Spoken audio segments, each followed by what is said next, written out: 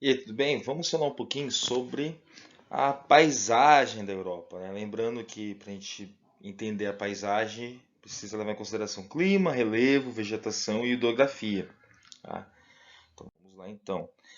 Bem, a primeira coisa que a gente tem que lembrar aí, quando a gente pensa em continente europeu, é que a Europa ela faz parte de um continente maior chamado Eurásia, tá? E por questões políticas, por questões culturais, tem essa divisão aí entre Europa e Ásia, mas pensando somente em fatores geológicos, essa divisão ela não acontece, tá? A definição para continente é bem parecida com a definição de uma ilha. O que é a ilha, né? Uma região cercada de água por todos os lados. O continente é uma grande porção de terra cercado de água por todos os lados, que é o que não acontece com a Europa, tá? Então, assim, a Europa ela tem esse desenho cartográfico por causa de questões políticas e por questões históricas, culturais, tá? Geologicamente, ela faz parte de um espaço maior, né, que é que seria aí que a gente chama de Eurásia, tá? Ah, quando a gente olha então no desenho da Europa, no desenho do mapa europeu, nós vemos aí várias penínsulas, várias ilhas, várias formações que dão o desenho aí do mapa como nós conhecemos, tá? Então nós temos aí diversas ilhas, diversas penínsulas, diversos mares, tá? É, e em geografia a gente tem que conhecer esses conceitos, é, entender esses conceitos. A ideia aqui é mostrar como que a vegetação europeia é influenciada pelo clima. Então vamos lá. A, os climas e as vegetações aí da Europa, elas fazem parte de dois grupos climáticos, tá? Colocados aí os temperados e os frios.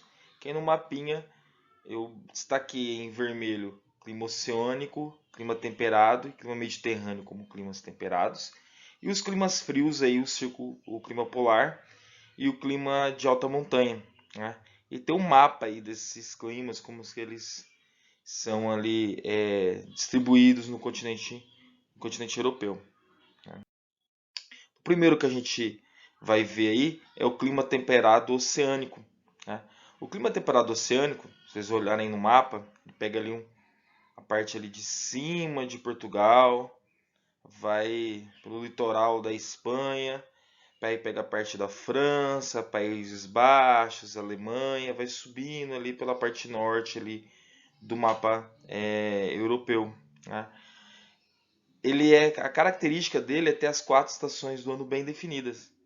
Então sabe quando a gente aprende na escola lá que no verão é quente, no inverno é frio, no outono as folhas caem, na primavera as plantas nascem e tal.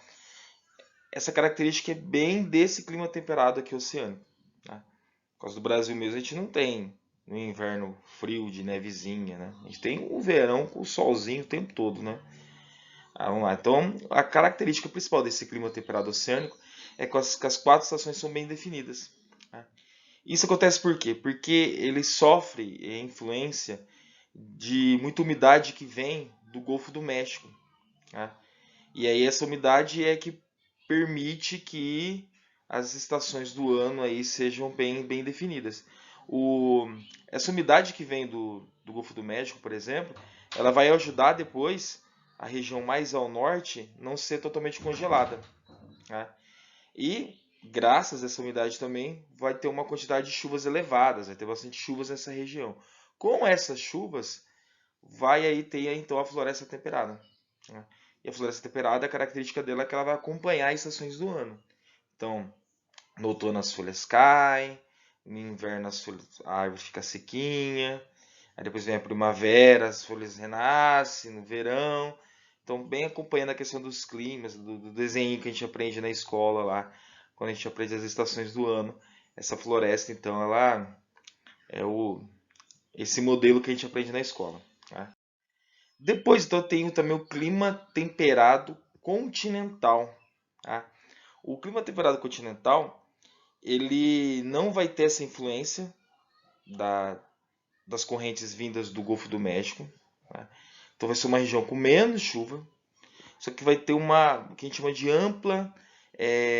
amplitude térmica. O que significa? Tem maior diferença entre as temperaturas altas e baixas. Tá?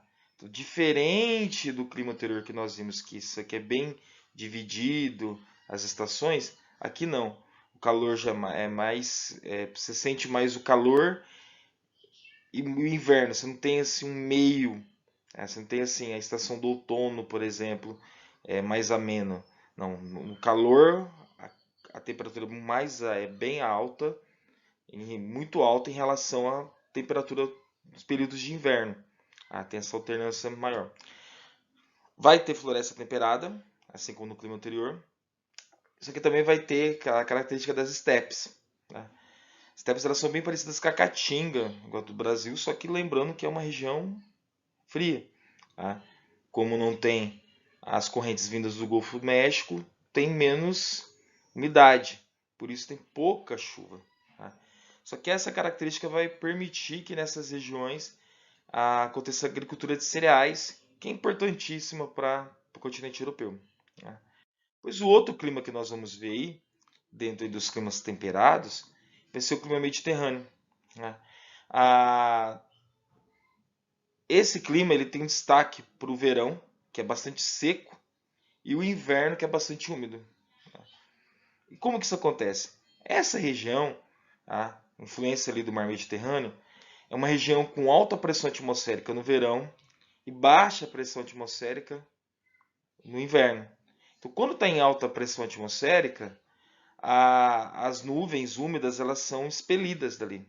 E quando está em baixa pressão, essas nuvens conseguem se unirem ali e formam então as chuvas. Então por isso que o verão é seco e o inverno tem mais chuvas. E aí então vem a vegetação mediterrânea, né? Que é essa vegetação mais com pinheiros, né? Quem conhece ali Portugal, conhece a Espanha, vai entender o que eu estou falando. É uma vegetação com mais pinheiros, não tem florestas densas. Tá? Isso por causa então dessa influência aí do mar Mediterrâneo e da pressão atmosférica. Por fim, vem os climas frios. E aí a gente separa os climas frios aí pela latitude e pela altitude. Então, pela latitude, tá? Tem o clima polar. Então, vamos lembrar do Círculo Polar Ártico, a partir de 66 graus ao norte da linha do Equador, já começa já esse clima. E é um clima que é bastante frio, não tem chuva, tá? Porque como é muito frio, não tem evaporação, então não forma chuva. Tá? E a vegetação que forma nesse lugar são as vegetações de taiga, ou aí conhecidas também como floresta de coníferas. Tá? Essas árvores, as folhas delas são duras e elas são cobertas por um tipo de cera que impede que o gelo queime elas. Tá? Depois, mais ao norte, tá? Você vai ter as florestas boreal, que são parecidas com a taiga, só que com uma resistência até maior em relação à neve, em relação ao gelo. Outro tipo de clima frio que vai ter na Europa é o clima de altitude, né? Que é o clima de montanha. Então, vai variar conforme a altitude do lugar. Então, quanto maior a altitude, menor a temperatura, tá? Por causa da baixa pressão atmosférica. E aí então vai surgir a taiga e a tundra. Tá? São essas vegetações próximas aqui essas montanhas. Estão próximas às montanhas, geleiras, bastante frio. Tá? Então, um pouquinho então, sobre o clima europeu e como que esse clima vai alterar aí as vegetações. E aqui eu mostro para vocês algumas imagens, tá? Belas imagens da Europa. Então aqui nós temos os Alpes suíços, tá? Aqui é a costa litorânea da França ali com o Mediterrâneo. Aqui, olha que lugar lindo essas quedas de água na Bósnia e Herzegovina. Isso aqui na Irlanda. Olha essas formações rochosas que lindas. Isso aqui uma plantações na República Tcheca. Isso aqui um pântano na Romênia. E aqui uma caverna na Grécia. Então, ou seja, mesmo com o ser humano destruindo a natureza. Nós ainda temos exemplos da natureza sobrevivendo, e temos também exemplo ali como nós vimos na República Tcheca, da vegetação gerada pelo ser humano, né, da agricultura, mas em contato com a natureza, que belas imagens são produzidas, tá? Então fica aí um pouquinho sobre da Europa aí para vocês.